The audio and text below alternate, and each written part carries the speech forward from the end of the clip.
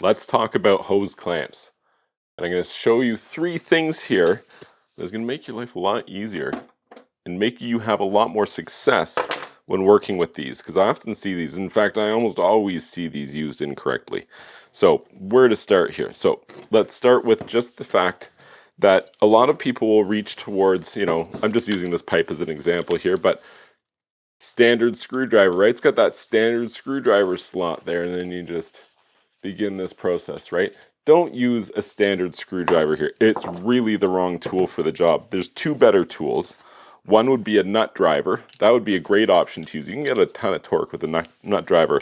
Even better than that would be a small ratchet. 1/4-inch drive ratchet with a 5/16 socket on it, maybe an extension bit on it here to make it extra easy to work with. This is probably your best bet here. And it could be if you're having trouble with these hose clamps, it's simply that if you've been using a standard screwdriver, you're not going to get it tight enough like that. Now, I'll mention with the ratchet here, if you just go and crank the crap out of this, you'll just strip out the gear mechanism inside here. The ratchet's going to give you even more leverage than you can use for the application. So, apply force, but not too much, because you are going to strip the hose clamp if you go too far. So what else? Here's a big tip for you. Number 1 problem I see.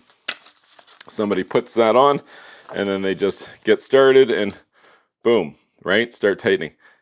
Here's the thing. And you maybe even seen this. Some people put 2 hose clamps on, right? Each connection. This is integral if it's a pressure rated connection at that. So you'll see people put on 2 hose clamps exactly like this. And then tighten them both up. Here, let me just go ahead and get that going there.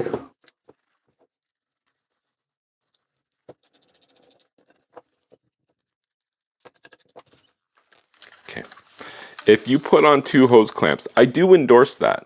But if you put 2 on like this, it's not doing anything for you, because these hose clamps, they have tight spots and weak spots. So what you want to do is use 2 hose clamps, but reverse them such that, and this is very important, the nut is aiming to you in both cases. I wouldn't want to do that.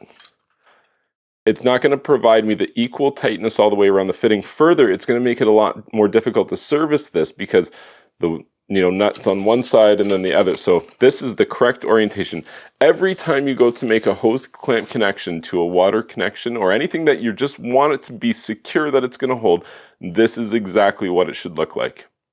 And so I'll give you my final tip. If you're doing all this stuff and you're still struggling, you're using a ratchet, you're using 2 hose clamps, you're inverting them in the opposite direction, apply a little bit of heat to the situation. It kind of depends on what pipe you're using. There's a couple of different ones that you could use a hose clamp on, from HDPE or flexible PVC, a couple different applications where you'd want to use a hose clamp. But if you heat up the pipe itself right before you tighten the 2 hose clamps, that is going to be the best way possible to make solid and reliable connections with hose clamps that are going to remain leak-free for a long period of time.